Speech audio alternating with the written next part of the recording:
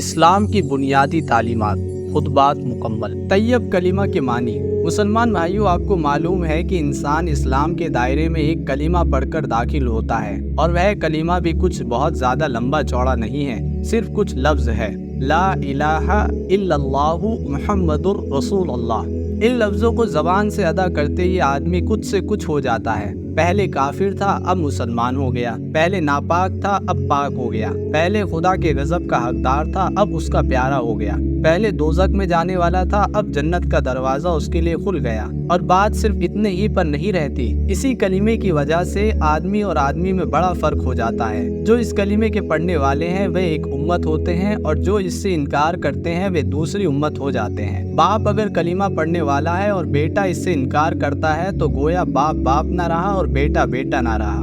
باپ کی جائیداد سے اس بیٹے کو حصہ نہ ملے گا، ماں اور بہنیں تک اس سے پردہ کرنے لگیں گی۔ غیر آدمی، غیر مسلم اگر کلمہ پڑھنے والا ہے اور اس گھر کی بیٹی بیاہتا ہے تو وہ اور اس کی اولاد تو اس گھر سے حصہ پائیں گی، مگر یہ اپنی کوکھ کا بیٹا صرف اس وجہ سے کہ کلمہ کو نہیں مانتا غیروں کا غیر بن جائے گا۔ گویا یہ کلمہ ایسی چیز ہے کہ غیروں کو ایک دوسرے سے ملا دیتی ہے اور اپنے کو ایک دوسرے سے کاٹ دیتی ہے۔ یہاں تک کہ اس کلمے کا زور اتنا ہے کہ خون اور جنم کے رشتے بھی اس کے مقابلے میں کچھ نہیں۔ اتنا بڑا فرق کیوں؟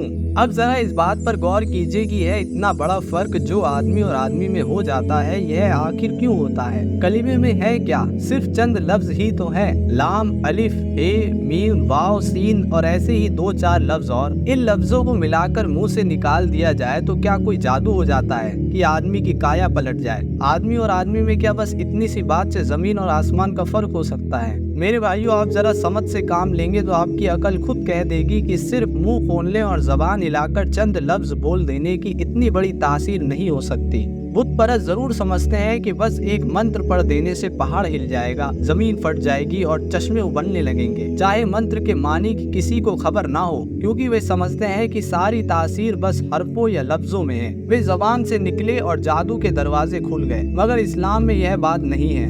یہاں اصل چیز معنی ہے۔ لفظوں کا اثر معنی سے ہے۔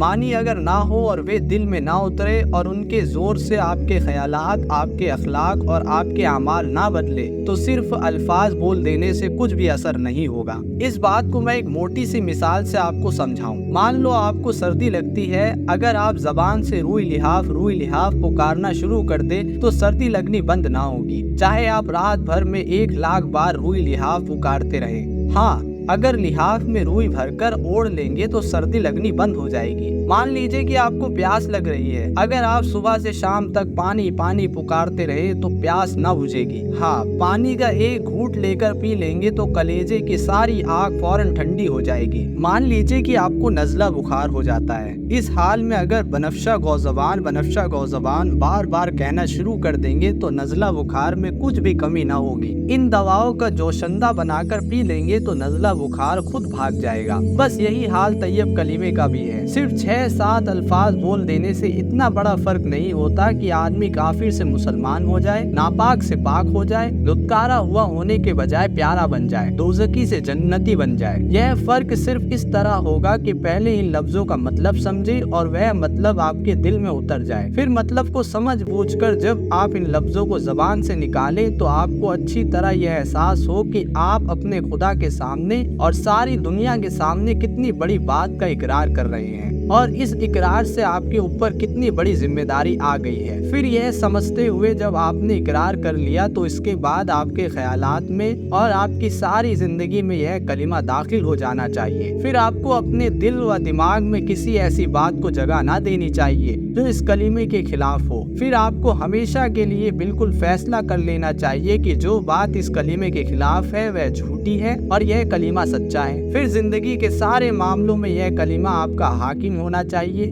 اس کلمے کا اقرار کرنے کے بعد آپ کافروں کی طرح آزاد نہیں رہے کہ جو چاہے کرے، بلکہ اب آپ اس کلمے کے پابند ہیں۔ جو وہ کہے اس کو کرنا پڑے گا اور جس سے وہ منع کرے اس کو چھوڑنا پڑے گا۔ اس طرح کلمہ پڑھنے سے آدمی مسلمان ہوتا ہے، اور اس طرح کلمہ پڑھنے کی وجہ سے آدمی اور آدمی میں اتنا فرق ہوتا ہے جس کا ذکر میں نے ابھی آپ سے کیا۔ کلمے کا مطلب आइए अब मैं आपको बताऊं कि कलीमे का मतलब क्या है और इसको पढ़कर आदमी किस चीज का इकरार करता है और इसका इकरार करते ही आदमी किस चीज का पाबंद हो जाता है। कलीमे के मानी ये है कि अल्लाह के सिवा कोई और खुदा नहीं है और हजरत मोहम्मद सल्लल्लाहु अलैहि वसल्लम अल्लाह के रसूल हैं। कलीमे में इलाह का जो लफ्ज आया है उसके मानी खुदा के हैं। खुदा उसको कहते हैं जो मालिक हो, हाकिम हो, पैदा करने वाला हो, पालने और पोसने वाला हो, दुआओं का सुनने और कबूल करने वाला हो और इसका हकदार हो कि उसकी इबादत की जाए। अब जो आपने ला इलाहा इल्लल्लाह कहा तो इसके मानी ये हुए कि अव्वल तो आपने ये इकरार किया कि यह दुनिया ना तो बेखुदा के बनी है और ना ऐसा ही है कि इसके बहुत से खुदा हो, बल्कि असल में इसका बनाने वाला खुदा है और वह खुदा एक ही है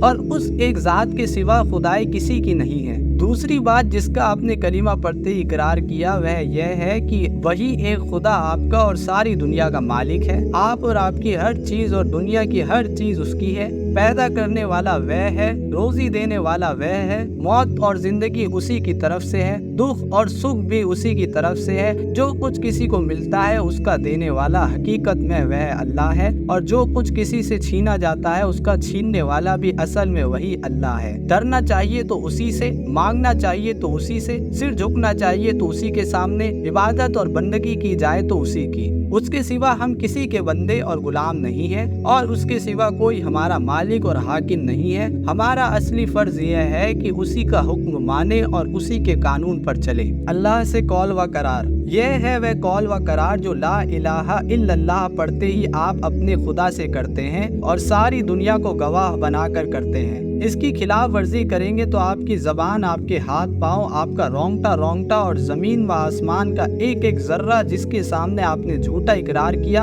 आपके खिलाफ खुदा की अदालत में गवाही देगा और आप ऐसी बेबसी की हालत में वहाँ खड़े होंगे कि एक भी गवाह आपको सफाई पेश करने के लिए ना मिलेगा। कोई वकील या बैरिस्टर वहाँ आपकी तरफ से पैरवी करने वाला ना होगा, बल्कि खुद वकील साहब और बैरिस्टर साहब जो दुनिया की अदालतों में कानून की उलटफेर करते फिरते हैं, ये भी वहाँ आपकी ही तरह बेबसी की हालत में खड़े होंगे। वह अदालत ऐसी नहीं है जहाँ आप झूठी गवाहियाँ और जाली दस्तावेज पेश करके और गलत पैरवी करके बच जाएंगे। दुनिया की पुलिस से आप अपना जुर्म छिपा सकते हैं, खुदा की पुलिस से नहीं छिपा सकते। दुनिया की पुलिस रिश्वत खा सकती है, खुदा की पुलिस रिश्वत खाने वाली नहीं। दुनिया के गवाह झूठ बोल सकते हैं, खुदा के गवाह बिल्कुल सच्चे हैं। दुनिया के हाकिम बेइंसाफी कर सकते हैं, खुदा ऐसा हाकिम नहीं जो बेइंसाफी करे। फिर खुदा जिस जेल में डालेगा उससे बचकर भागने का भी कोई रास्ता नहीं है। इसलिए खुदा के साथ झूठा इकरारनामा करना बहुत बड़ी बेवकूफी है। जब आप इकरार करते हैं तो खूब सोच समझकर करें और उसको पूरा करें, वरना आप पर कोई जबरदस्ती नहीं है कि ख्वामख्वाह ज़बानी ही इकरार कर लें, क्योंकि खोखला और बेहकीकत ज़बानी इकरार महज बेकार है।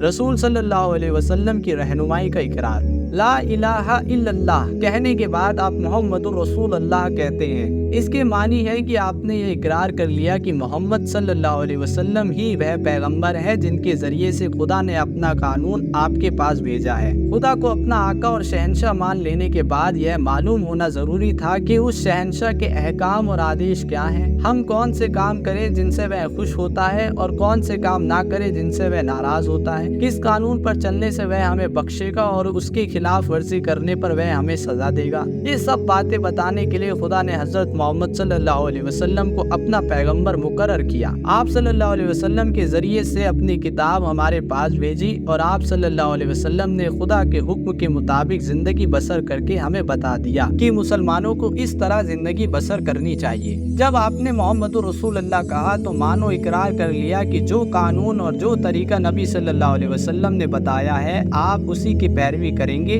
और जो कानून इसके खिलाफ है उस पर लानत भेजेंगे। यह इकरार करने के बाद अगर आपने नबी सल्लल्लाहु अलैहि वसल्लम के लाए हुए कानून को छोड़ दिया और दुनिया के कानून को मानते रहे तो आपसे बढ़कर झूठा और बेईमान कोई ना होगा, क्योंकि आप यही इकरार करके तो इस्लाम में दाखिल हुए थे कि मोहम्मद सल्लल्लाहु अलैहि वसल्लम ही का लाया हुआ कानून हक है और उसी की आप पैरवी करेंगे। इसी इकरार की बदौलत तो आप मुसलमानों के भाई बने, इसी की बदौलत तो आपने बाप से मिरास पाई, इसी की बदौलत एक मुसलमान औरत से आपका निकाह हुआ, इसी की बदौलत आपकी औलाद जायज़ औलाद बनी, इसी की बदौलत आपको यह हक मिला कि तमाम मुसलमान आपके मददगार बने, आपको ज़कात दे, आपकी जान माल और इज्जत व आबरू की हिफाजत का जिम्मा ले, और इन सब के बावजूद आपने अपना इकरार तोड़ दिया। तो इससे बढ़कर दुनिया में कौन सी बेईमानी हो सकती है? अगर आप ला इलाहा इल्लल्लाहु मुहम्मदुर रसूलुल्लाह के मानी जानते हैं और जानबूझकर इसका इकरार करते हैं तो आपको हर हाल में खुदा के कानून की पैरवी करनी चाहिए, चाहे उसकी पैरवी पर मजबूर करने वाली कोई पुलिस और अदालत इस दुनिया में नजर ना आती हो।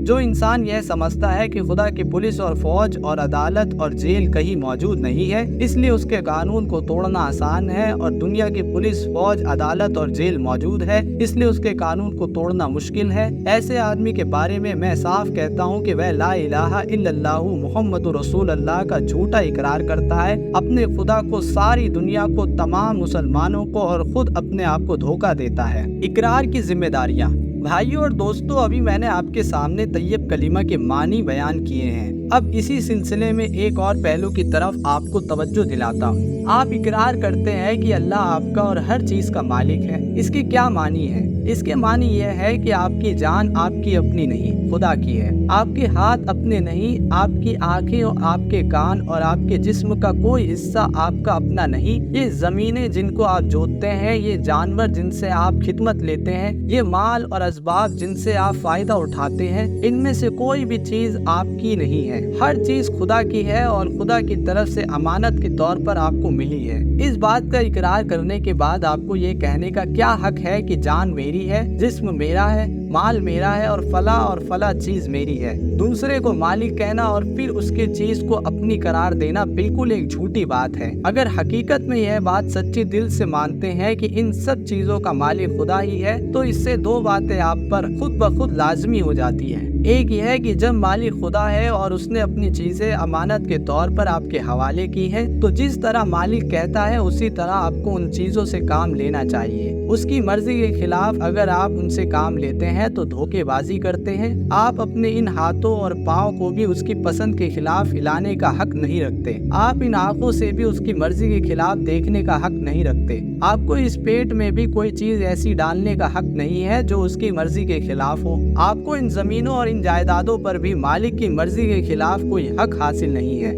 आपकी बीवियां जिनको आप अपनी कहते हैं और आपकी औलाद जिनको आप अपनी कहते हैं, ये भी सिर्फ इसलिए आपकी है कि आपके मालिक की दी हुई है। लिहाजा आपको उनसे भी अपनी ख्वाहिश के मुताबिक नहीं बल्कि मालिक के हुक्म के मुताबिक ही बर्ताव करना चाहिए। अगर इसके खिलाफ करेंगे तो आपकी हैसियत गासिब, हक मारने वाले की होगी। जिस तरह दूसरे की जमीन पर कब्जा करने वाले को आप कहते हैं कि वह बेईमान है, उसी तरह अगर खुदा की दी हुई चीजों को आप अपना समझकर अपनी मर्जी के मुताबिक इस्तेमाल करेंगे या खुदा के सिवा किसी और की मर्जी के मुताबिक उनसे काम लेंगे, तो वही बेईमानी का इल्जाम आप पर भी आएगा। अगर मालिक की मर्जी के मुताबिक काम करने में कोई नुकसान होता है तो हुआ करे, जान जाती है तो जाए, हाथ पाँव टूटते हैं तो टूटे, औलाद का नुकसान होता है तो हो, माल और जायदाद बर्बाद हो तो हुआ करे, आपको क्यों गम हो? जिसकी चीज है वही अगर नुकसान पसंद करता हो तो उसको हक है। हाँ, अगर मालिक की मर्जी के खिलाफ आप काम करें और उसमें किसी चीज का नुकसान हो तो बेशक आप मुजरिम होंगे, क्योंकि दूसरे के माल को आपने खराब किया।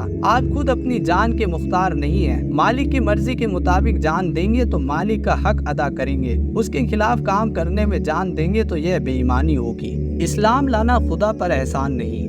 दूसरी बात यह है कि मालिक ने जो चीज आपको दी है उसको अगर आप मालिक ही के काम में खर्च करते हैं तो किसी पर एहसान नहीं करते। ना मालिक पर एहसान है ना किसी और पर। आपने अगर उसकी राह में कुछ दिया, कुछ खिदमत की या जान दे दी तो आपके नजदीक बहुत बड़ी चीज है, तब भी कोई एहसान किसी पर नहीं किया। ज्यादा से ज्यादा जो काम आपने किया वह बस इतना ही तो है कि मालिक का हक जो आप पर था वह आपने अदा कर दिया। यह कौन सी ऐसी बात है जिस पर कोई फूले और फक्र करे और यह चाहे कि उसकी तारीफ की जाए और यह समझे कि उसने कोई बहुत बड़ा काम किया है जिस पर उसकी बड़ाई तस्लीम की जाए। याद रखिए कि सच्चा मुसलमान मालिक की राह में कुछ खर्च करने या कुछ खिदमत करने के बाद फूलता नहीं है, बल्कि खाकसारी इख्तियार करता है। फक्र करना नेकियों को बर्बाद कर देता है। तारीफ की चाहत जिसने की और उसके लिए कोई नेक काम किया वह खुदा के यहाँ किसी अच्छे बदले का हकदार ना रहा, क्योंकि उसने तो अपने काम का बदला दुनिया ही में मांगा और यही उसको मिल भी गया। अल्लाह का एहसान احسان اور ہمارا رویہ۔